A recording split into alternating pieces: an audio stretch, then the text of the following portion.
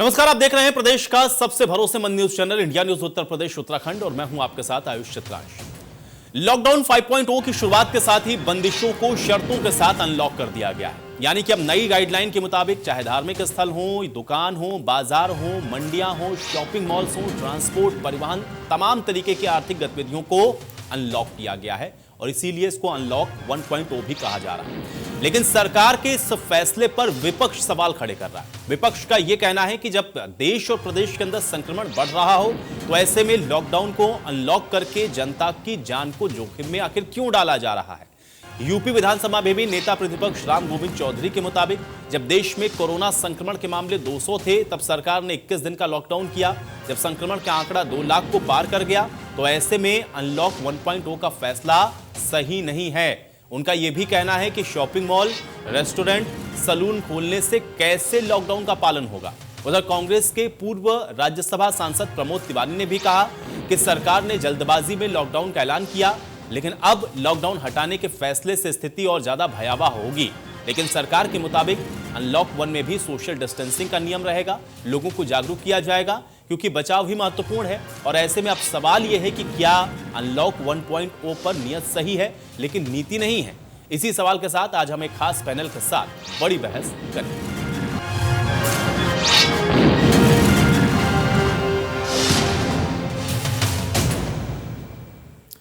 तो बड़ी बहस में आज हम अपने मेहमानों के साथ चर्चा की शुरुआत करें, लेकिन उससे पहले आइए आपको सुनवाते हैं कि अनलॉक 1.0 को लेकर के विपक्ष और सत्ता पक्ष का इस पर क्या कुछ कहना है। शुरू से आप लोगों से कह रहा हूं कि उत्तर प्रदेश की सरकार व भारत की सरकार कोरोना से कभी नहीं लड़ी। वो केवल अपना चुनावी एजेंडा ही शुरू से चला रही है, शुरू से। और आज भी उसका एजेंडा केवल चुनाव है। जो लॉकडाउन खोला गया है ये कोरोना को हराने के लिए नहीं, ये पुनः पूंजीपतियों को विश्वास में लेने के लिए खोला गया है कि देश के बड़े व्यापारी, बड़े पूंजीपति जो उनका काम धाम बंद हो गया था वो खोले, कमाए और चुनाव में हमारी मदद करें। इसीलिए नहीं कि जब कोरोना कम था तो लॉकडाउन की कड़ाई थी, कोरोना जब बढ़ रहा है तो सब चीज खुल रहा है। ये कोई मूर्ख भी आदमी समझेगा कि इसके पीछे कौन सा राज है। जब 550 थी संख्या संक्रमित लोगों की और सिर्फ 10 लोग मरे थे, तब प्रधानमंत्री जी टेलीविजन पे आते हैं और 4 घंटे बाद रात में 12 बजे से 21 दिन का लॉकडाउन डिक्लेयर करते हैं। फिर 19 दिन के लिए आते हैं, 14 दिन के लिए। और आज जब संख्या बढ़कर 2 लाख हो गई, मरने वालों की तादाद 6000 के ऊपर चली गई, दुनिया में सबसे ज़्यादा गंभीर मरीजों के मामले में हम चौथे नंबर पर पहुंच गए हैं, यूनाइटेड स्टेट, रशिया और ब्राज़ील के बाद। क्रिटिकल रूप से जो गंभीर हैं उनमें हम दूसरे स्थान पर पहुंच गए हैं। संयुक्त राज्य अमेरिका के बाद हमारी संख्या लगभग 8 से 9 हज़ार है।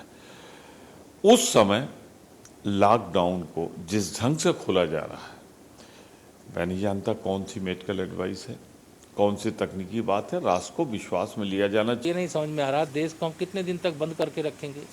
देश हर प्रकार की गतियों, किस प्रकार की भारत की जनता है उसकी प्रतिरोधक क्षमता क्या है, आप इसका अंदाज़ा लगाइए कि वो किस प्रकार से कोरोना से लड़ रहा है। अब माननीय प्रधानमंत्री जी ने ये भी कहा था जब राष्ट्र के नाम संबोधन किया था कि कोरोना के साथ जीना है, कोरोना के साथ आगे बढ़ना है और कोरोना हमको आगे बढ़ने से रोक भी नहीं सकता है। इससे लड़ेंगे, इससे जीतेंगे। और विपक्ष के लोगों से हम ये कहेंगे कि वो भी अब डरे नहीं और जो प्रोटोकॉल है उसका पालन करते हुए। तो चलिए, इन तमाम स्टेटमेंट्स को आपने सुन लिया। इसमें चाहे हम बात समाजवादी पार्टी की करें, यानी कि नेता प्रतिपक्ष की तरफ से जो बात कही गई वो भी आपने सुना। उनकी तरफ से भी सीधे तौर पे कहा गया कि ये तो कोई भी बता देगा कि कम थे संख्या तो पूरा देश लॉक कर दिया, अब जब संख्या ज्यादा हो रही तो आप इसको अनलॉक कर रहे हैं।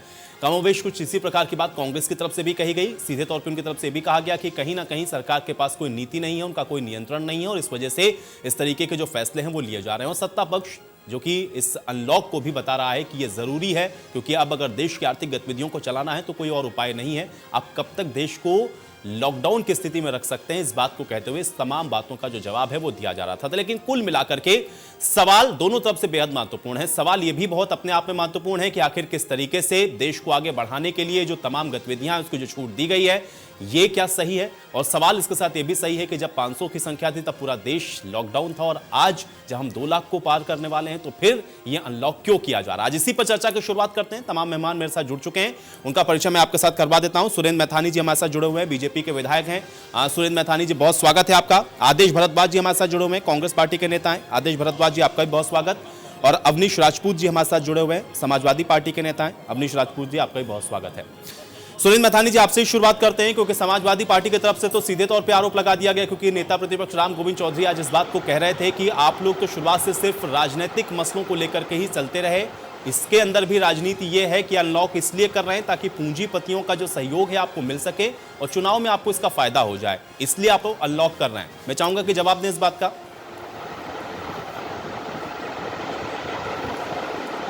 देखिए आयुष जी, आप समाजवादी पार्टी की बात अगर करते हैं तो समाजवादी पार्टी का इतिहास ही रहा है, उन्होंने कभी भी देश पर आए हुए संकट के समय देश का हित नहीं सोचा, हमेशा उनका चश्मा राजनीतिक रहा है।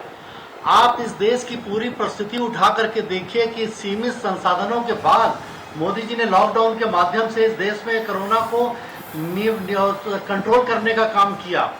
आप इनके मुंह से ये कभी नहीं निकलेगा कि इन लोगों के समर्थन वाली या जिनके साथ ये मिलकर के चुनाव लड़ते हैं, उन राज्यों ने मजदूरों को और लोगों को भ्रमित कर अपने यहाँ से सड़कों पर पैदल चलने के लिए क्यों छोड़ दिया, उनकी व्यवस्था क्यों नहीं इन्होंने सुधारी, क्यों नहीं उसको कंट्रोल रखा। ये कभी नहीं कहेंगे कि जमातियों ने ये कोरोना में उनकी जो भूमिका रही उसका विरोध ये कभी नहीं करेंगे।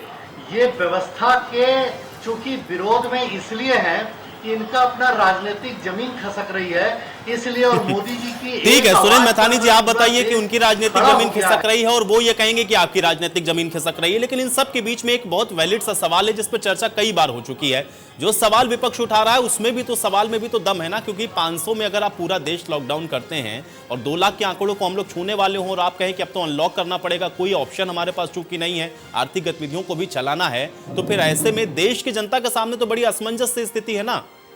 और जो उनका सवाल है उसका भी जवाब आपको ही देना होगा कि 2 लाख पे छूट कैसे हो सकती है। आयुष जी जी बिल्कुल नहीं आयुष जी, मैं आपकी बात से इत्तेफाक रख रहा हूं कि लेकिन मोदी जी ने अगर कोई निर्णय लिया है और वर्तमान परिस्थिति में, तो अगर आप पूरा परिवेश उठा करके देखेंगे तो आपको लगेगा ये ठीक लगा है, लेकिन जनता और देश दोनों इस स्थिति पर धीरे धीरे खड़ा हो रहा है कि लोग लॉकडाउन में कब तक अपने को सीमित रखेंगे और कब तक देश की अर्थव्यवस्थाओं को रोका जाएगा। कल को यही लोग कहेंगे कि देश आर्थिक रूप से टूट गया, इसके पीछे मोदी जी जिम्मेदार हैं। इनको तो अपने को खड़ा करने का केवल एक बहाना ढूंढना है। आप अगर इस पूरे प्रकरण को उठा करके देखिए तो मोदी जी ने हमेशा देश हित की बात सोची है और इन लोगों ने सिर्फ अपने को कैसे ये जिंदा रखने का सफल प्रयास करें, यही प्रयास में लगातार जुटे रहे हैं। कोरोना में आप एक बार सरकार ने आप बता भी दिया हम सब लोगों को, क्या हमारी कोई नैतिक जिम्मेदारी नहीं होती है? हमको ड्राइविंग लाइसेंस हमारी ड्राइविंग की टेस्टिंग के बाद दे दिया सरकार ने, उसके बाद हम गाड़ी चलाते हैं सुरक्षित, हम अपना पूरा जीवन भी निकालते हैं और गाड़ी चलाते हुए हम कभी चोट भी खा जाते हैं। तो क्या हमारी कोई नैतिक जिम्मेदारी नहीं होती? क्या इनकी नैतिक जिम्मेदारी नहीं होती कि लोगों से अपील करें कि अर्थव्यवस्था को भी ठीक है, उनकी जो नैतिक जिम्मेदारी है उसके जवाब दे वो हैं सुरेंद्र मैथानी जी। और आप लोग के ऊपर चूंकि बड़ी जिम्मेदारी इसलिए क्योंकि सूबे के अंदर भी आपकी सरकार है, केंद्र की भी सरकार आपकी ही है और उसी के दिशा निर्देशों का पालन तमाम राज्य सरकारें कर रही है ना, इसलिए जवाबदेही आपकी उनसे ज्यादा बड़ी है। लेकिन इसका जवाब मैं ले लेता हूं। अवनीश राजपूत जी, जो सवाल उठाए गए नेता प्रतिपक्ष की तरफ से उसका जवाब तो यहां से भी भारतीय जनता पार्टी दे रही कि आप लोग खुद ही राजनीति करते हैं, राजनीतिक चश्मे के अलावा और कोई चीज आप लोग को सूझती ही नहीं है। मैं चाहूंगा जवाब दें अवनीश राजपूत जी। देखिए, जैसा कि विधायक जी ने बोला है कि समाजवादी पार्टी का इतिहास रहा है राजनीति करने का, मैं बता देना चाहता हूं इस आपदाई घड़ी में जितना समाजवादी पार्टी ने आम जनता की मजदूर की मदद किया उतना सत्ता में रहकर भारतीय जनता पार्टी भी नहीं कर पाई। और राजनीति की बात करते हैं, राजनीति तो हमेशा भाजपा ने की है। अभी इनके ऊपर लॉकडाउन खोलने का ज्यादा दबाव नहीं था, लेकिन तब भी लॉकडाउन खोल दिया। और दूसरी बात ये कह रहे हैं कि इनको सिर्फ एक ठीकरा चाहिए, किसके सर पे ठीकरा फोड़ा जाए। ये लॉकडाउन में पूरी तरह फेल हो गए हैं। जो हम लोग लॉकडाउन में इतनी मेहनत करके घर पे रुके, पूरी देश की जनता ने लॉकडाउन का समर्थन किया और घर पे रुके, इतने दिन की मेहनत को उन्होंने कुछ दिन में खोल दिया। मैं ये पूछना चाहता हूँ, नहीं, लेकिन सरकार ने अवनीश साबित राजपूत कर जी दिया मुझे कि ये ये बताएं ना पूंजीवादी कि इनके सरकार ऊपर है। कोई दबाव नहीं, इस ये बात गंभीर आपको स्थिति कैसे में पता है? देखिए, वही प्रवासी लोग हैं, वही वो मध्यम वर्गीय परिवार हैं, वही वो निम्न वर्गीय परिवार हैं जिनके सामने संकट है, जो कि कमाते थे महीने में तब खाते थे, या फिर जो रोज कमाते थे वो खाते थे। अब 64 दिन से 70 दिन से अगर आदमी घर के अंदर बैठा हुआ है तो उसके सामने संकट तो बरकरार है ना। और ये दबाव सरकार के ऊपर क्यों नहीं होगा, जिसकी जिम्मेदारी ज्यादा होगी, जो कि मैंने पहले ही कहा, प्रदेश के अंदर भी इनकी सरकार, केंद्र की भी सरकार इनकी, तो मजबूरी भी कह लें या फिर ये भी कह लें कि लोगों का भी दबाव है, तो खोलना तो होगा ही ना साहब। कब तक रह सकते हैं आप लॉकडाउन के अंदर? इसका भी कोई जवाब दे दें फिर आप। नहीं, लॉकडाउन खोलने का दबाव नहीं था।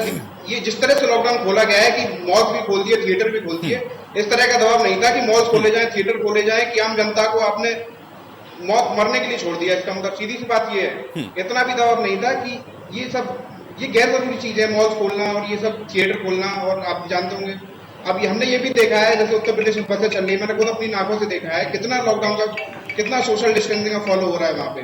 20 की परमिशन है, लेकिन बस में 50-50 लोग बैठाए गए हैं। सरकार को सिर्फ अपनी जेब भरने से मतलब है, चाहे वो पूंजीवादी से भरे, चाहे आम जनता से भरे।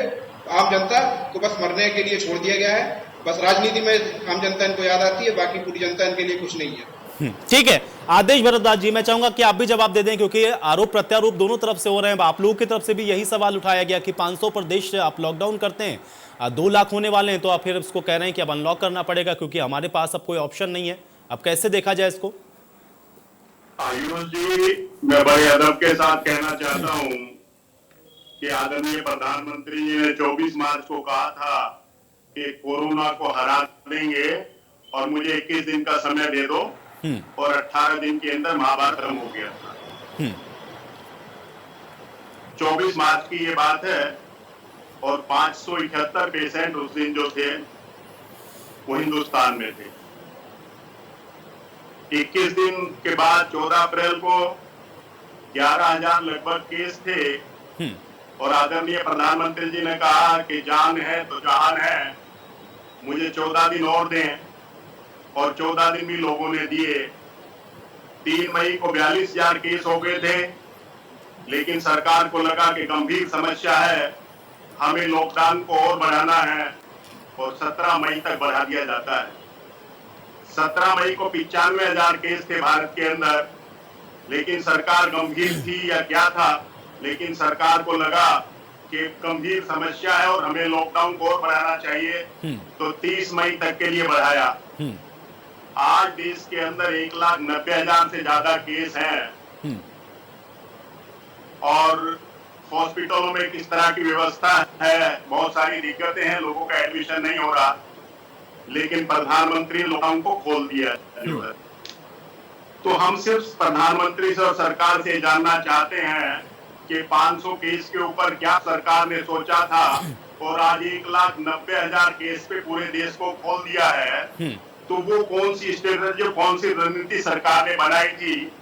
अगर वो रणनीति सक्सेस है तो बहुत अच्छी बात है, और अगर कोई रणनीति बनाई थी और सरकार या जिन लोगों ने बनाई थी उसके आंकलन पे सही नहीं उतरे, तो देश को ये जानने का अधिकार है कि गलत हमने पैटर्न लिया था, अब हम सही रास्ते पे आ रहे हैं, अब देश को ऐसे नहीं ऐसे बचाएंगे। तो ये पूरे देश को बताना चाहिए। सरकार के पास सारे एक्सपर्ट हैं, बुद्धिजीवी लोग हैं, हमारे सबके सामने पहली तरह की एक विकट समस्या है, लेकिन विकट समस्या के लिए सरकार के पास एक्सपर्ट है, कोई रणनीति होनी चाहिए, और उस रणनीति को देश को बताना चाहिए। तो मैं सिर्फ ये कहना चाहता हूं कि जब जिन्होंने लॉकडाउन किया था, आज वो पूरी तरह से किस तरह से रणनीति बना रहे और कैसे हम लोग इस संकट से निकलेंगे, उसके बीच में उन्होंने जान है तो जहान भी है, ये भी बात कही, किसी देश से छुपी हुई नहीं है। तो इन तमाम चीजों को सोच समझने के बाद कोई निर्णय होना चाहिए। लेकिन प्रधानमंत्री जी ने कल अपने बात के अंदर काफी लंबी बात की, लेकिन इसके विषय में कोई बात नहीं बताई कि हमारे ये प्लान किया था, इस प्लान के ऊपर हमने काम किया, ये प्लान हमारा 60% 70% सक्सेस हुआ, लेकिन अब हमने रणनीति ये बदली है, इसमें हमें देश का सहयोग चाहिए और हम इसको ऐसे समस्या से निकाल के लेके आएंगे। लेकिन ये आज देश को नहीं बताया जा रहा। आज अभी आदरणीय सुरेंद्र जी ने जो है कि विपक्ष सहयोग नहीं कर रहा, कौन सहयोग नहीं कर रहा, तो ये आरोप लगाने का समय नहीं है सुरेंद्र जी। आप सरकार में हैं, केंद्र में भी आपकी सरकार है, यूपी में भी आपकी सरकार है, लेकिन समस्या बढ़ती जा रही है, विकराल रूप ले रही है। जहाँ लोग क्वारंटाइन हो रहे हैं वहां पे लोगों को खाना नहीं मिल रहा, बेडशीट नहीं मिल रही, गद्दे नहीं है, नहाने के लिए बाल्टी मग्गा नहीं है। इतने सब चीजों के बावजूद भी सरकार जो है वो लोगों पे दोष मंड रही है, दूसरे राजनीतिक लोगों पे दोष मंड रही है, लेकिन अपनी गलतियों का ठीक है, आपकी बात का जवाब ले लेता हूं। सुरेंद्र मैथानी जी, सुधार कर लें। सुरेंद्र मैथानी जी बता दें, क्योंकि जो सवाल खड़े कर रहे हैं आदेश भारद्वाज जी, वही सवाल पूरा विपक्ष खड़ा कर रहा है कि आखिर क्या प्लान है आपके पास, और अगर खोल रहे हैं तो इसके पीछे का तर्क थोड़ा तर्क संगत होकर के बता दें। देखिए आयुष जी, ये जो वायरस आया है, ये वायरस कोई ऐसी बीमारी नहीं है कि जिसका कोई इलाज पहले से था या कोई दवा थी। इसको इसके बढ़ते हुए कदम को रोकने के सीमित संसाधन के बाद सब लोगों के सहयोग से इससे जीतने की बात आदरणीय प्रधानमंत्री जी ने कही थी, उसमें हमारे ये सारे मित्र भी शामिल हैं, इनके भी सहयोग की बात है, पूरे देश के 135 करोड़ नागरिकों की बात है। दूसरी बात कि आप इस बात को महसूस क्यों नहीं करते कि आप जिस समय ये कोरोना अपने पैरों को और अधिक फैला रहा था, उस समय आपकी कोई नैतिक जिम्मेदारी भी बनती थी कि नहीं। ये संकट का समय राजनीति करने का समय नहीं है, ये संकट का समय मोदी जी ने कहा प्रत्येक धर्म, क्षेत्र और भाषा भाषी के साथ दलगत राजनीति से ऊपर उठ करके उन्होंने अपील करी, और अब इस देश के राजा ने हाथ जोड़ करके अपील की।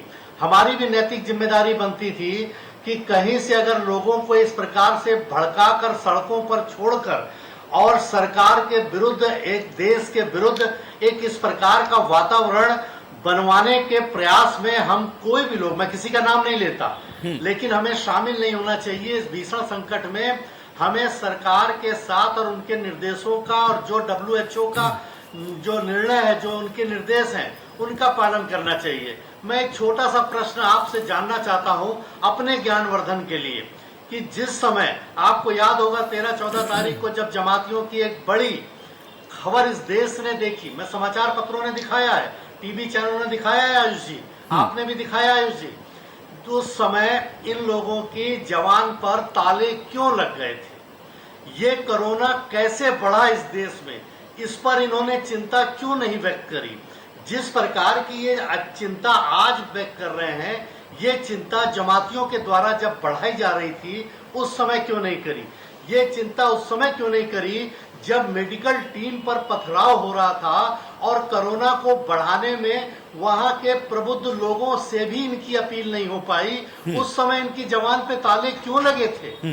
मैं इनसे पूछना चाहता हूं कि जब पुलिस के लोगों पर आक्रमण हुआ और कोरोना को, ठीक है सुरेंद्र मैथानी जी, आपकी बात मैं समझ गया और उसका जवाब देखिए आदेश भारद्वाज जी देना भी चाह रहे हैं, लेकिन मुझे ये बताइए कि क्या सिर्फ यही कारक रहे हैं कि कोरोना इस तरीके से फैल गया, देश के अंदर 2 लाख की संख्या पहुंच गई, सरकार की नीतियां सारी सही थी, उसमें कहीं कोई एग्जीक्यूशन में कोई प्रॉब्लम नहीं थी, सिर्फ ये वजह रही जो कारक आप गिना रहे हैं, इसलिए आज इस स्थिति में हैं, और अब चूंकि इसका कोई निदान नहीं है, कोई वैक्सीन नहीं है, कोई इलाज नहीं, कोई उपाय नहीं, तो फिर खोलना तो पड़ेगा ना, ये कहना चाह रहे हैं आप सुरेंद्र मैथानी जी? देखिए बहुत बड़ा कारण है। हम किसी वर्ग विशेष के विरोधी नहीं हैं, हम किसी जाति वर्ग के विरोधी नहीं हैं, हम किसी धर्म के विरोधी नहीं हैं, लेकिन बहुत बड़ा कारण है। हम लोगों ने अपील भी की थी कि वर्ग विशेष के प्रबुद्ध जन आगे बढ़ के आए, उनको समझाएं कि उनके जान की भी चिंता सरकार कर रही है। बहुत बड़ा कारण है ये कोरोना को बढ़ाने में, बहुत बड़ा कारण है, लेकिन ये लोग मुंह से नहीं कह सकते क्योंकि ये एक एक पल को केवल वोट बैंक की राजनीति से जोड़ करके देखते हैं। ठीक है, अब आपकी बात का जवाब ले लेता हूं। आदेश भारद्वाज जी जवाब दें, आदेश भारद्वाज जी भी जवाब दें, अवनीश राजपूत जी आप भी जवाब दें, क्योंकि कुछ जो सवाल उठाए सुरेंद्र मैथानी जी ने, मैं चाहूंगा इसका जवाब दे दें। ठीक है, एक एक करके जवाब ले लेता हूं मैं। आदेश भारद्वाज जी क्या कहना चाह रहे थे? आयुष जी, पास में जो होता है उससे सरकारें सीख लेती है और हर व्यक्ति सीख लेता है। हमने कुछ बातें इनको पहले दोहराई, लेकिन एक बात और दोहरा देना चाहता हूँ, इनको बता देना चाहता हूँ कि 4 तारीख से 23 तारीख को एक रिपोर्ट सबमिट की गई कि कितने लोगों ने विदेश से भारत में आए 85 लाख लोग भारत में आए जब ये स्कैनिंग शुरू हो गया था। लेकिन एयरपोर्ट के ऊपर सिर्फ 16 लाख लोगों का स्कैनिंग हुआ और 69 लोग बगैर स्कैनिंग के आगे थे। ये सरकार का फेलियर है, सरकार को गंभीरता से नहीं लिया। लेकिन आगे कोई गलती ना हो, इस पे ध्यान दें। गलतियों से सीखा जाता है, बहुत गलतियां की है इन्होंने, नोटबंदी की गलती है। एक बात मैं आपको और बता देना चाहता हूँ कि भारत की राज्यसभा के अंदर, सुरेंद्र जी आप तो विधायक, आपके हाउस में भी बहुत चर्चाएं होती हैं, लेकिन भारत की राज्यसभा के अंदर 27 बार सवाल पूछे गए कोरोना पे। भारत की लोकसभा के अंदर 23 मेंबर ऑफ पार्लियामेंट ने सवाल पूछे और 19 मार्च को लोकसभा के अंदर 15 से ज्यादा सांसद मास्क लगा के आए थे। मगर मुझे बड़े दुख के साथ कहना पड़ता है कि वहां पे सभापति महोदय ने ये कहा था, या तो आप लोग अपने मास्क हटा लो, अदरवाइज आपको हाउस से बाहर जाना पड़ेगा। तो सरकार बिल्कुल गंभीर नहीं थी। जो लोग सरकार को चेताना चाह रहे थे, सरकार चेतना नहीं चाहती थी और उसी का खामियाजा सरकार के चंद लोगों की गलती के कारण पूरे देश को भुगतना पड़ा है। अर्थव्यवस्था पहली पूरी तरह से चौपट थी, लेकिन आप कोरोना को प्रबंधना चाहते हैं। आज कोरोना की वजह से पूरी दुनिया में दिक्कत है, लेकिन हम तमाम दिक्कतों को पहले से झेल रहे थे। लेकिन लोग चेताने के बावजूद भी आपने बिल्कुल चेते नहीं, उल्टा राज्यसभा के सभापति महोदय ने उनको कहा कि आप मास्क उतारें, नहीं तो आपको हाउस से बाहर जाना पड़ेगा। ये 19 मार्च की बात है। मैं इसलिए आपको कहना चाहता हूँ कि विपक्ष को सुनना सीखो, लोगों को सुनना सीखो। और जिस तरह से राहुल गांधी सुखदेव बिहार में जाके मजदूरों से मिलकर बात कर रहे थे, अगर आपकी सरकार में नैतिकता होती, कुछ मजदूरों से ऐसे मिलते, तो शायद हम उनकी पीड़ा को कुछ कम कर पाते। लेकिन आपने पीड़ा कम करने के बजाय उनकी पीड़ा को बढ़ाया है और उनकी पीड़ा को बिल्कुल इग्नोर किया है जो है। लेकिन हम विपक्ष में है, हमारा दायित्व है, हम समय समय पे आपको चेताते रहेंगे। और मैं सोनिया गांधी जी का आभार भी व्यक्त करता हूँ, इसलिए कि जब रेलों की मांग की तो पंजाब ने सबसे पहले मांग की, लेकिन सरकार सबसे पैसा देना चाहती थी। हमारी सोनिया गांधी ने कहा कि हम मजदूरों का पैसा देंगे और ट्रेन में पूरे के पूरे पैसे हमने भरे जो है, और पूरी ट्रेनें भर के। उसके बाद सरकार को लगा कि शायद कहीं हम मजदूरों के साथ अनदेखी कर रहे हैं, तो एक फार्मूला चला कि 85% हम दे देंगे, 15% राज्य सरकार देंगी।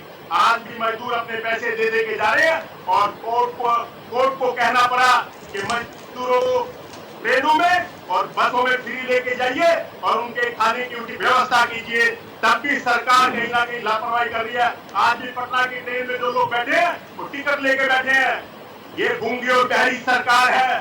ठीक है, करोड़ रुपए के नाम पे लोगों को ठग रही ठीक है और आज भी लोगों को। ठीक है, अवनीश राजपूत जी आप भी एक छोटा सा कमेंट, क्योंकि जो बात सुरेंद्र मैथानी जी कह रहे थे कि राजनीति तो सारे लोग करते हैं और उसके अलावा आप लोग भी कुछ ऐसे मसले रहे इन सबके बीच में जिस पर आप लोग चुप्पी साध लेते थे, बोलते नहीं थे। आज ये कह रहे हैं कि लोग फेल हो गए हैं, उस समय भी आप लोगों ने आवाज क्यों नहीं उठाई? देखिए मैं हमेशा से कह रहा हूं कि भारतीय जनता पार्टी काम सिर्फ राजनीति और राजनीति करना ही है। जिस तरह हमेशा काम सांप्रदायिक सद्भावना बिगाड़ना रहा है, वही ये विधायक जी अभी यहाँ पे कह रहे हैं। मैं पूछना चाहता हूँ, सारा जिम्मा क्या जमातियों का है? जब प्रधानमंत्री जी ने अहमदाबाद में कार्यक्रम करवाया और आज तक अहमदाबाद एक बहुत बड़ा हॉटस्पॉट बन के रह गया है, जब वहां पे नमस्ते डोनाल्ड ट्रंप करवाया गया, तो ये उस पर क्यों नहीं बोल रहे हैं, इसको क्यों छुपा रहे हैं? और ये कहते हैं सारी पार्टियां राजनीति कर रही हैं, कोई सहयोग नहीं कर रहा। मैं बताना चाहता हूं, हमारे राष्ट्रीय अध्यक्ष श्री अखिलेश यादव जी ने कहा था मुख्यमंत्री जी से कि आप बताइए तो हमारे सारे समाजवादी कार्यकर्ता साइकिल लेके अपने ही संसाधनों से ग्रामीण क्षेत्रों में जाके मजदूरों को खाना वितरित करेंगे और जितने भूखे लोग रह रहे हैं उनको सबको खाना वितरित करने का काम करेंगे। लेकिन मुख्यमंत्री जी ने कोई इस पे एक्शन नहीं लिया और ये लोग दूसरों से कहते हैं आप लोग सहयोग नहीं कर रहे हैं, राजनीति कर रहे हैं। ठीक है, सुरेंद्र मैथानी जी, आदेश भारद्वाज जी ने बहुत सारे सवाल खड़े किए और उन्होंने तो कहा भी कि देखिए कितनी बार पूछा गया राज्यसभा के अंदर, कितनी बार विधानसभा के अंदर और कई बार मुद्दों को उठाया भी गया, लेकिन आप लोग गंभीर नहीं थे। शायद उसका खामियाजा भुगत रहा है देश। आयुष जी देखिए, इन्होंने पहले तो बहुत काबिल हमारे मित्र हैं कांग्रेस के आदेश जी, बहुत ही काबिल मित्र हैं, क्योंकि इनकी काबिलियत की तारीफ मैं इसलिए कर रहा हूं कि इन्होंने पूरे विषय का ही विषयांतर कर दिया।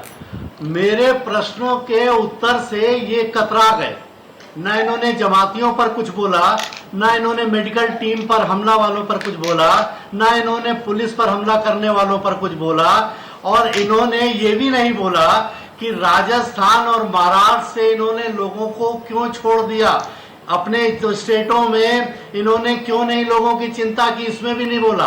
कांग्रेस इसमें माहिर है, खिलाड़ी है, ये पूरा देश जानता है, पर ये खेल खेलने का समय नहीं है। ये समय लोगों के साथ उनके दर्द को दूर करने की चिंता करने का समय है। आप सोनिया गांधी जी की बात करते हैं, राहुल गांधी जी की बात करते हैं, ये उस समय क्यों नहीं बोल रहे थे जिस समय ये सारी घटनाएं कोरोना को लेकर के प्रारंभिक दौर में थी? तब सोनिया जी कहां थी, तब राहुल जी कहां थे? ये कब निकल आए? आज महाराष्ट्र से जब लोग, महाराष्ट्र सरकार की जब गलती राहुल जी ने समझ ली, देश के जनता ने समझ ली, तब राहुल जी वहां से पल्ला झाड़ते हैं, कहते हैं मेरी जिम्मेदारी नहीं। आप उनको समर्थन देकर सरकार बनाते हैं, आप जिम्मेदारी से भाग रहे हैं। आप भाग नहीं सकते, आप अपने मुंह से कुछ भी कह दीजिए, लेकिन आपको देश की जनता जानती है। ये वो युग है जहां जनता एक एक आपकी गतिविधियों पर नजर रख करके और उसके परिणाम को देती है। जहां तक हमारे अवनीश जी भी समाजवादी पार्टी के बहुत काबिल हमारे मित्र हैं। आप लोगों ने भी ना भोजन की चिंता की, आप चिंता कर रहे हैं कि आपके अखिलेश जी का तो केवल बयान देने का ही इस समय चेहरा दिखाई दिया, केवल बयान देना। आंसू पोंछने में अगर आपका दल कहीं खड़ा हो, सड़कों पर मजदूरों के पैरों को अगर पोंछा हो, लोगों को अस्पतालों में पहुंचाया हो, लोगों के खाने की, राशन आदि की चिंता की हो, लोगों को इस प्रकार से मेडिकल सुविधाएं देने की चिंता की हो, कोरोना न फैले, इसके लिए अगर आपने कोई सुझाव सरकार को दिए हो, केंद्र सरकार को, प्रदेश सरकार को, तो धन्य है ये देश के हम सब लोग कि हमारे देश के प्रधानमंत्री। ठीक है, लेकिन सुरेंद्र मैथानी जी देखिए, मैं फिर उसी सवाल पर आ जाऊंगा। मुझे ये बता दें आप, ठीक है, वो विपक्षी पार्टियां हैं, चाहे कांग्रेस की मैं बात कर लूं या समाजवादी पार्टी की मैं बात करूं, उत्तर प्रदेश के अंदर सत्ता में जो बैठा हुआ शख्स है, जिम्मेदारी उसकी ज्यादा है। अब अगर केंद्र सरकार की तरफ से लॉकडाउन का फैसला किया जाता है, अगर राज्य सरकारें छोड़ भी दे रही हैं, मैं ये नहीं कहता हूं कि उनकी जिम्मेदारी नहीं है, उनकी भी जिम्मेदारी है। जहां जहां सरकारें हैं, हर राज्य सरकार की जिम्मेदारी है, लेकिन केंद्र की तो बड़ी जिम्मेदारी है ना। उन्होंने छोड़ दिया था, आप हाथों हाथ ले लेते, लेकिन स्थितियां तो बड़ी विकट रही ना, वो तस्वीरें तो सबने देखी हैं, तो जिम्मेदारी से तो आप लोग भी नहीं भाग सकते ना मैथानी जी। नहीं आयुष, नहीं, बिल्कुल नहीं आयुष जी, हम जिम्मेदारी और जवाबदेही से भागने वाले लोग नहीं है। हमारे नेता, आप मोदी जी और योगी जी के पूरे शासनकाल को उठा करके देख लीजिए, भागने वाले लोगों में भारतीय जनता पार्टी का कैडर नहीं है। हम पूरी जिम्मेदारी और जवाबदेही के साथ जनता के बीच में रहते हैं। तो सुरेंद्र मैथानी जी, आंकड़ा 2 लाख तक कैसे पहुंच गया? शुरू में अगर आपने कहा कि ठीक है, अगर आपने कहा कि ठीक है हम लॉकडाउन करते हैं और हम इससे लड़ने की कोशिश कर रहे हैं, मैं पहले ही कह रहा हूं कि कोई प्रिडिक्ट नहीं कर सकता, आज भी कोई बैठ के प्रिडिक्ट नहीं कर सकता कि आंकड़े कैसे होंगे, लेकिन कहीं तो कोई दिक्कत हो रही है ना कि एक तो आंकड़े बढ़ गए, हम साहब देखिए 2 लाख तक पहुंचने वाले हैं, टॉप 10 के अंदर हम 7वें नंबर तक पहुंच गए हैं, और अब जब संख्या बहुत ज्यादा है तो अनलॉक करने की बात जो आ गई, तो उस पर तो अब सवाल उठेंगे ना कि क्यों और किस आधार पे, क्या प्लान है आपके पास, क्या रणनीति है, थोड़ा वो बताएं सुरेंद्र मेहता। देखिए लोगों, देखिए लोग, हाँ, पूरे देश की परिस्थिति का आप इस पे ध्यान दीजिए, तो पूरे देश में आपको एक राजा को प्रत्येक चीज पर ध्यान देना होता है। कैसे देश चलेगा, कैसे लोगों का जीवन काल चलेगा, कैसे कोई भूखा ना रहे, इसकी भी चिंता होती है, कैसे हम वायरस से भी लड़ें, इसकी भी चिंता होती है। जैसे कि मैंने पूर्व में कहा कि लॉकडाउन में आपको एक गाड़ी चलाने का लाइसेंस मिल गया, आप ट्रेंड हो गए कि लॉकडाउन के नियम का आपको पालन करना है, सरकार के निर्देश का पालन करते हुए अपने जीवन को यापन करते हुए इस कोरोना की लड़ाई को जीतने का काम करना है। इसमें हम सब की नैतिक जिम्मेदारी। कभी भी मोदी जी ने यह नहीं कहा, हमारे आदरणीय प्रधानमंत्री जी ने यह नहीं कहा कि मैं ही इस कोरोना की लड़ाई में विजय प्राप्त करूंगा। उन्होंने कहा कि हम सब मिलकर के इस कोरोना की लड़ाई को जीतेंगे। मतलब क्या होता है इसका? इसका मतलब होता है कि चाहे आदेश जी हो, चाहे अवनीश जी हो, चाहे कांग्रेस हो, चाहे कोई दल हो, चाहे कोई धर्म क्षेत्र और भाषा भाषी का व्यक्ति हो, हम सब मिलकर के कोरोना की लड़ाई को जीतेंगे। आज अगर हम सब लोग सरकार के निर्देशों का पालन करें तो कोरोना हम पर हावी नहीं हो सकता। हम सोशल डिस्टेंस को मेंटेन करेंगे, हम सरकार के निर्देश के अंतर्गत अपनी दूरी को मेंटेन करते हुए सारे एहतियातों को बरतेंगे, फिर हम उस पर विजय प्राप्त करने का रास्ता बनाएंगे। आज ये जो फैला है, लेकिन सुरेंद्र उसके मैथानी फिर जी, उन ना तो कारणों में आदेश जाऊंगा, भारद्वाज जी ने ये तो बात फिर कही ये कि उस वो तरह आपका की साथ बातें देने को करेंगे। तैयार नहीं है, और ना प्रारंभ ही तो अवनीश वैसे हुआ, राजपूत जिस इसको बात को कह नकार रहे नहीं सकते हैं, आप। आपके कार्यकाल के अंदर अगर कुछ खामियां हो रही हैं या ना कहीं पे दे, कोई वो गलती साथ हो ना रही दे, है उनके- तो उस ओर देखिए, इशारा उनके करना तो उनका साथ काम है। देने मुझे की लग रहा है हमें- वही काम कर रहे आयुष जी, हैं, और अगर उसके अंदर आयुष कोई जी, बढ़िया आयुष बात जी। आती है या कोई पॉजिटिव विचार नहीं, है तो उसमें मुझे लगता है आयुष स्वीकार जी, करने में कोई हर्ज उनके- नहीं होना चाहिए। लोगों की जान का सवाल है आखिर। हम उसको स्वीकारते हैं। हमारा नेतृत्व ठीक है, किसी के ठीक है। आदेश भारद्वाज जी कुछ कहना चाह रहे हैं, एक कमेंट उनका भी मैं ले लेता हूं। ठीक है, मैं आता हूं मैथानी जी आपके पास। आदेश भारद्वाज जी, ठीक है, आदेश भारद्वाज जी, आप इस बात का जवाब दीजिएगा क्योंकि आप कुछ कहना भी चाह रहे थे। लेकिन मेरा एक सवाल और भी आपसे, केंद्र ने तो अनलॉक जरूर करने का फैसला कर लिया है, स्टेप बाय स्टेप भी करा जाएगा, ये बात भी कही गई है, लेकिन जो अंतिम फैसला है वो तो राज्य सरकारों को ही लेना है। कांग्रेस की जहां जहां सरकारें, अगर आपको लगता है कि बहुत ज्यादा फैल रहा है और लॉकडाउन के अंदर ही रहना चाहिए, तो आपकी राज्य सरकारें क्यों नहीं लॉकडाउन में रह रही हैं? वो भी क्यों अनलॉक करने की स्थितियों में जा रही हैं? फिर इसका भी जवाब दीजिए आप। आयुष जी, डिजास्टर मैनेजमेंट एक्ट जब लग जाता है तो बहुत सारे अधिकार जो है भारत सरकार को चले जाते हैं, और हमें उनको मानना भी चाहिए। हम ये नहीं कह रहे कि जो है कि लॉकडाउन खत्म कर दिया, लेकिन इसमें क्या क्या चीजों पे सुधार करने की आवश्यकता थी वो सरकार बताए, और उसके बाद आगे हमारा प्लान है वो राज्य सरकार मिलकर करे। लेकिन मैं 2-3 चीजें सुरेंद्र जी ने भी कही, मैं बड़े अदब के साथ सुरेंद्र जी को कहना चाहता हूं कि इन्हीं के कानपुर शहर से हमारे पूर्व विधायक हैं कपूर जी जो है, वहां पे उनकी रसोई उस दिन से चल रही है जिस दिन से लॉकडाउन में मजदूरों को सड़कों पे चलते हुए लोगों ने देखा जो है। मैं बड़े अदब के साथ आपको कहना चाहता हूं सुरेंद्र जी, बुलंदशहर के डीएम ने, आपके डीएम ने, जो लोग सड़क पे जाते हुए लोगों की मदद कर रहे थे, उनको उनके पाँव में छाले पड़ गए थे, पाँव लहूलुहान हो गए थे, उनको चप्पलें दे रहे थे, जूते पहना रहे थे और उनको पानी और खाना खिला रहे थे, उनके ऊपर एफआईआर करी आपकी उत्तर प्रदेश की सरकार ने। हमने मुख्यमंत्री को लिखा अनुरोध किया है कि इस तरह के आदेश को वापस लिया जाए। जो गरीब मजदूर पैदल जा रहे हैं उनकी मदद होनी चाहिए, लेकिन मदद होने की बजाय जो उनकी मदद कर रहे थे, आप तो उनकी मदद करना नहीं चाहते, लेकिन जो दूसरे लोग उनकी मदद कर रहे थे उनके ऊपर एफआईआर दर्ज हुई आपके शहर के अंदर जो है। इसलिए मेरा आपसे अनुरोध है कि आप खुद भी मदद करें और लोगों को भी मदद करने दें। ये भारत की खूबसूरती है कि जब कोई व्यक्ति तकलीफ में होता है तो बहुत सारे लोग उसकी तकलीफ को दूर करने के लिए उसके साथ खड़े हो जाते हैं, लेकिन जब उनकी तस्वीरों को देखते हैं आंखों में आंसू आ जाते हैं, दिल दहल जाता है। लेकिन उस दिल दहलने के बाद लोगों ने मदद की, उस मदद के बदले में सरकार ने उनको प्रशंसा पत्र देना चाहिए था, उनको मदद करनी चाहिए थी, लेकिन उनके ऊपर उत्तर प्रदेश की सरकार ने एफआईआर दर्ज की। ये उत्तर प्रदेश की सरकार का चरित्र है। मैं बड़े अदब के साथ आपको कहना चाहता हूं कि मुख्यमंत्री को आप कहें और ऐसे आदेश आगे से कहीं जारी ना हो और इनको वापस लिया जाए जो है। दूसरी बात, दूसरा आयुष जी आप कुछ कहना चाह रहे थे? नहीं, मैंने आपसे सवाल यही पूछा था कि कांग्रेस की भी बहुत राज्यों के अंदर सरकारें हैं। अब चूंकि आपने मजदूर का जिक्र कर लिया है तो फिर ये भी तो आदेश थे ना, क्योंकि अभी आपने आदेश का ही हवाला दिया कि एपिडेमिक एक्ट होता है तो उसमें बहुत सारी शक्तियां ऐसी होती हैं जो कि छीण हो जाती हैं। लेकिन जब प्रधानमंत्री कह रहे हैं कि जो जहां है वहीं रहें, जो मजदूर आपके राज्यों के अंदर थे आप उनको क्यों नहीं रोक पाए, आप उनकी व्यवस्था क्यों नहीं कर पाए? वो क्यों सड़कों पर निकला, क्यों पंजाब का बॉर्डर क्रॉस करते हुए वो हरियाणा तक पहुंच गया और उसके बाद उसको उत्तर प्रदेश तक भी जाना पड़ा? आप लोग भी तो अपने स्तर पर नहीं कर पाए ना। राजनीति तो दोनों तरफ से हो रही है, ना आप ख्याल रख पाए ना वो ख्याल रख पाए। आज आप कहेंगे कि आप संवेदनशील हैं, मैथानी जी कहेंगे वो संवेदनशील है, पिस मजदूर रहा है इन सबके बीच में। आयुष जी,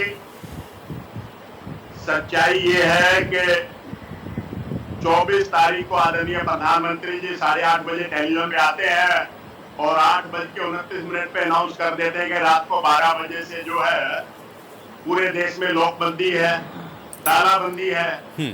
मुझे एक व्यक्ति का फोन आया, वो संगम बिहार दिल्ली में रहता है और फरीदाबाद रात नाइट ड्यूटी में जाता था। वो रात ड्यूटी पे गया हुआ था, उसके एक बच्चा है, उसकी मिसेज गर्भवती थी और किराए के मकान में संगम बिहार में रहते थे। वो अपनी फैक्ट्री के लॉकडाउन हो गया, वहां से अपने घर तक नहीं आ सका। पूरी दुनिया में जहां लॉकडाउन हुआ, हमारे से पहले जिस कंट्री में हुआ, सबने 4 से 5 दिन का समय दिया। आपने 3.5 घंटे के अंदर लोगों को जो है लॉकडाउन में कर दिया। आपने लोगों को प्रताड़ित कर दिया, लोगों को फंसा के रख दिया।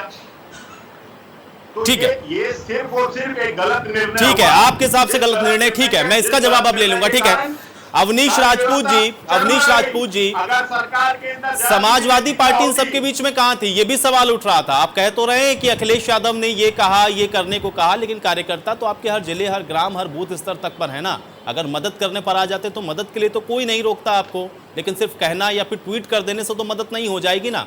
उनकी जो गलतियां रही वो उनके साथ हैं, लेकिन आप लोगों ने भी क्या किया इन सबके बीच में?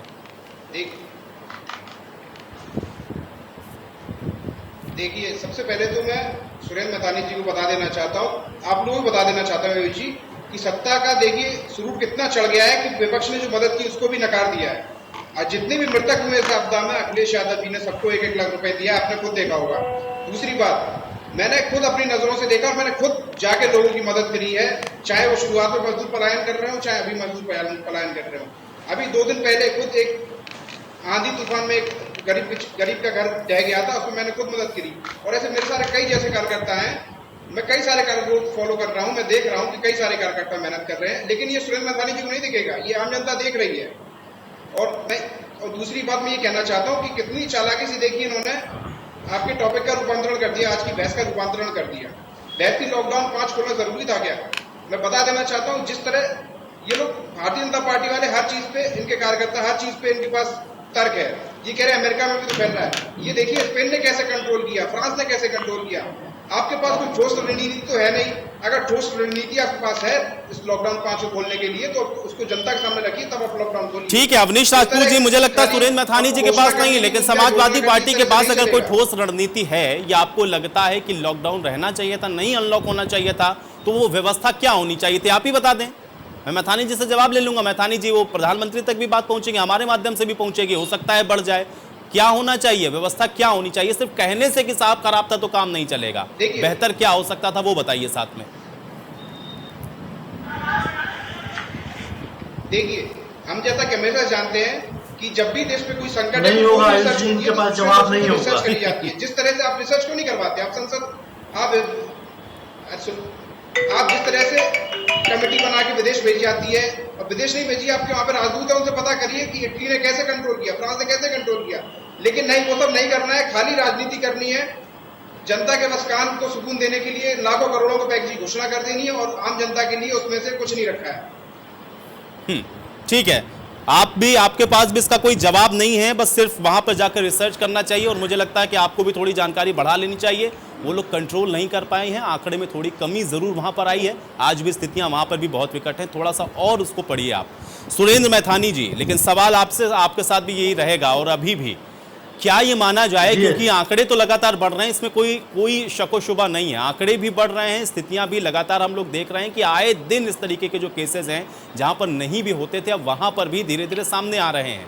चुनौतियां भी बहुत बड़ी हैं इन सबके बीच में। अगर आप देश को इस तरीके से खोलेंगे सिर्फ इस आधार पर कि लोग अपना ख्याल खुद रखें, वो जागरूक रहें, वो सोशल डिस्टेंसिंग का पालन करें, वो मास्क लगाएं, तो ऐसे तो लोग नहीं मानने वाले हैं। नियम कानून इस देश के अंदर बहुत हैं, तब भी नहीं मानते हैं लोग, सेल्फ अवेयर हो जाएंगे, ये सोच के देश खोल देना बड़ा रिस्क फैक्टर नहीं है? देखिए आयुष जी, कई प्रकार से सरकार काम कर रही है।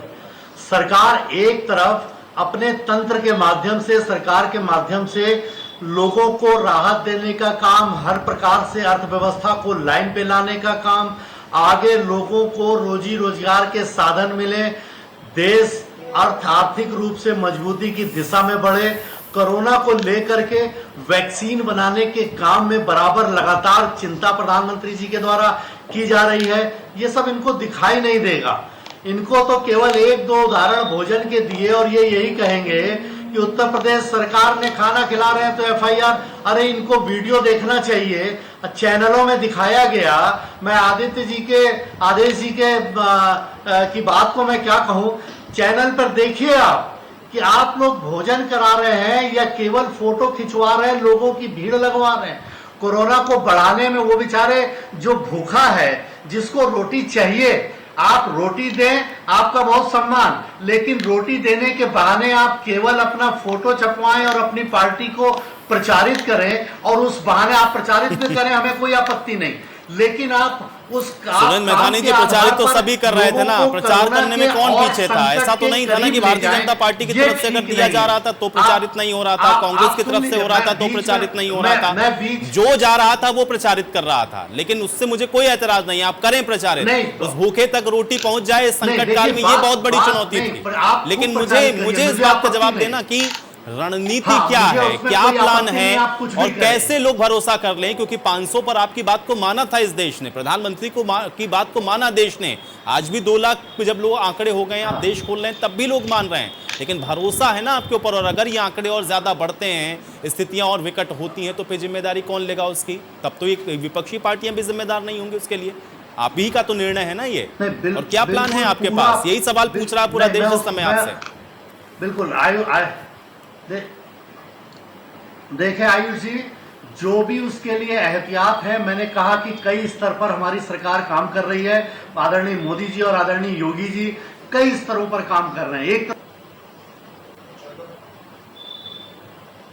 चलिए, मैथानी जी से हमारा संपर्क टूट गया है, लेकिन आदेश भारद्वाज जी, यही सवाल मेरा आपसे भी रहेगा। ठीक है, अब राजनीति के अंदर राजनीतिक आरोप प्रत्यारोप होते हैं, कोई कमी है तो वो भी आप बताते हैं, लेकिन कोई ऐसा अच्छा प्लान जो आपके पास हो या आप लोगों की तरफ से बताया गया हो, सरकार ने उसको ना माना हो, होना क्या चाहिए था? मैं चाहूंगा कि थोड़ा आप भी बता दें। आयुष जी, हमने बड़े अदब के साथ प्रधानमंत्री जी को कुछ सुझाव दिए थे, कांग्रेस से भी मांगे, सभी राजनीतिक पार्टियों से उन्होंने मांगे थे। जो है हमने उसमें एक सुझाव दिया था कि गरीब, मजदूर, कमजोर किसानों के लिए जो है एक मुश्त 10,000 रुपए उनके खाते में डाले जाए, उनकी हालत बहुत खराब है। दूसरा, 6 महीने तक 7,500 रुपए प्रति माह उनको दिया जाए जो है। तीसरा, हमने उनको सुझाव दिया था कि मनरेगा के अंदर लोगों को रोजगार मिले। आपने 40,000 करोड़ रुपए उसमें डाला है, वो अच्छी बात है, लेकिन उसको बढ़ा के 200 दिन तक किया जाए जो है। तो ये सुझाव हमने सरकार को दिए हैं। जो ऐसी बात नहीं कि हमारे सुझाव सरकार ने 2-3 माने भी हैं। Red zone, green zone, yellow zone, जो ऑरेंज जोन जो बनाए गए थे, ये सरकार ने, हमने सुझाव दिया कि इनको ऐसे नहीं वैसे करना चाहिए। ये राज्य सरकार इनको देखे जो है, इनको ICMR नहीं बनाएगा जो है, लेकिन सरकार ने हमारी इस बात को माना भी। जो तो हमारा आपसे अनुरोध है प्रधानमंत्री जी से, आपके चैनल के माध्यम से, कि वो गरीबों को 10,000 रुपए एक मुश्त दें, 7,500 रुपए 6 महीने तक दें, मनरेगा में रोजगार बढ़ाएं जो है।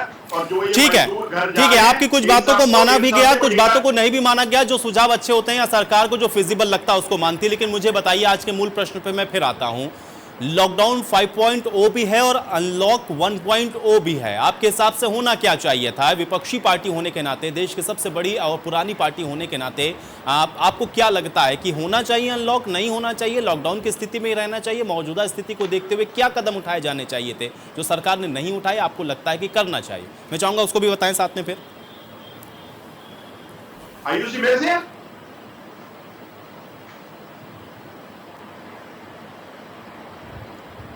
आदेश जी, आपसे ही मेरा सवाल है।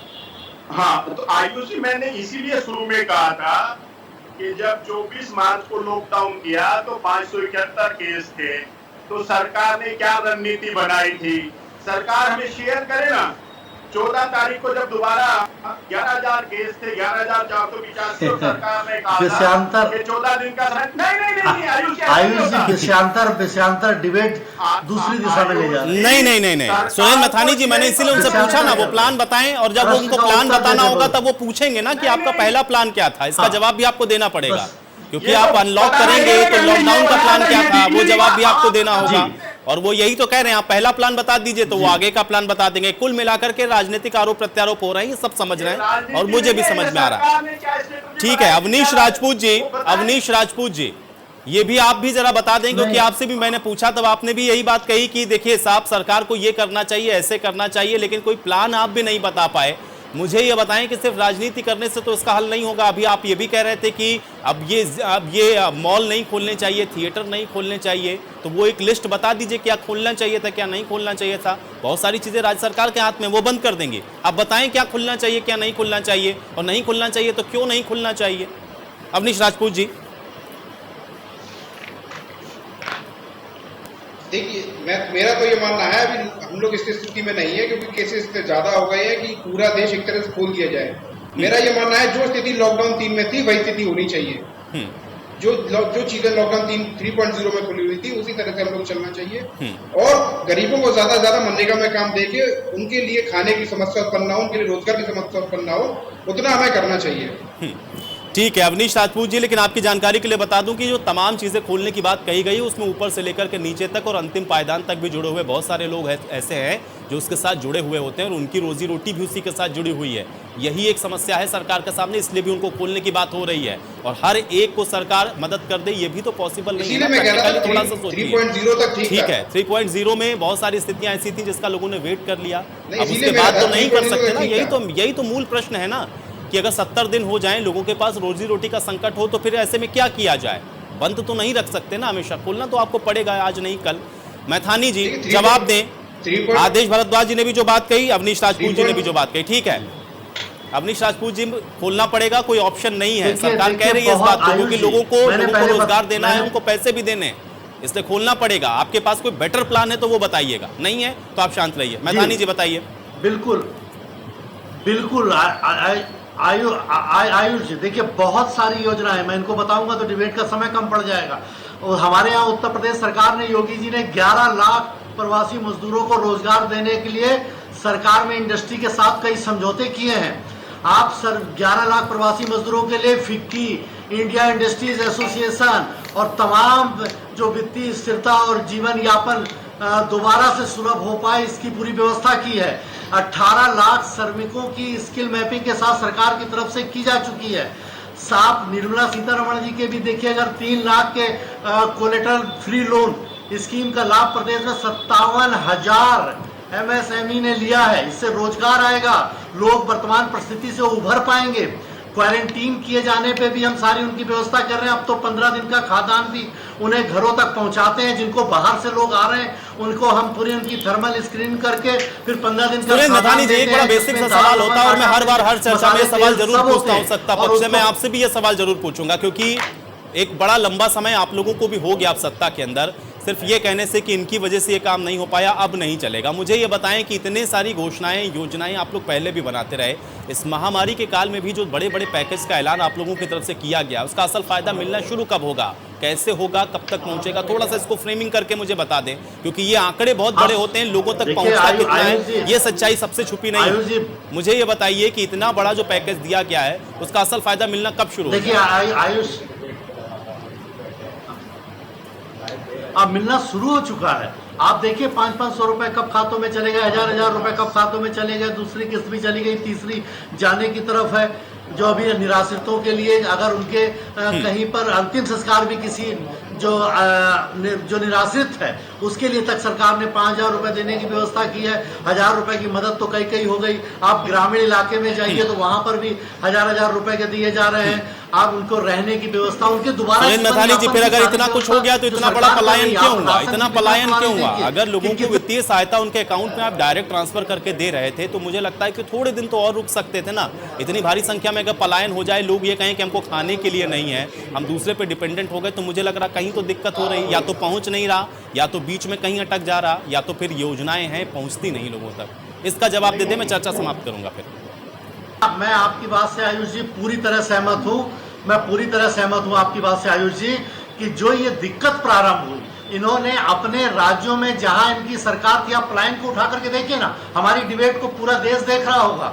आप पूरे इस प्लान को उठा करके देखिए कोरोना का कि अपने प्रदेशों से किस प्रकार से लोगों को भ्रमित करके ट्रेन जा रही है। जाइए पूर्वांचल, जाइए बिहार, जाइए झारखंड, जाइए यूपी, 24 घंटे के बाद सीमाएं बंद कर दी जाएंगी। आप लोग निकलिए। कोई कह रहा है मुझको पुलिस सूचना दे रही, कोई कह रहा है मुझको सरकारी तंत्र सूचना दे रहा है। वहां से राहुल गांधी जी पल्ला झाड़ लेते हैं। राजस्थान और इनके प्रदेशों से लोग छोड़ दिए जाते हैं, उनकी चिंता नहीं करते। जब उनके श्रम का उपयोग करके लाभ इनके राज्य कमाते हैं तब इनको ठीक लगता है, और जब वो भीषण संकट में है तो उनको वहां से भगाने का एक सुनियोजित। ठीक है सुरेंद्र मैथानी जी, आप किसी बात के साथ अब मुझे समाप्त करना होगा, मेरे पास अब समय नहीं है। बहुत शुक्रिया सुरेंद्र मैथानी जी आपका, आदेश भारद्वाज जी आपका भी, और अवनीश राजपूत जी आपका भी। हालांकि ये बात सच है कि सारी सरकारें अपने अपने स्तर पर जो प्रयास हैं वो कर रही हैं, लेकिन ये भी इसी के साथ उतना ही बड़ा सच है कि इन विषयों पर राजनीति होती हो, आज भी हो रही है। अब महत्वपूर्ण सवाल यह है कि जो अनलॉक किया गया उन सबके बीच में व्यवस्थाएं क्या उतनी ही चुस्त दुरुस्त रहेंगी, ये आने वाले वक्त में तय होगा। इसी के साथ बड़ी बहस में मेरे साथ फिलहाल इतना है।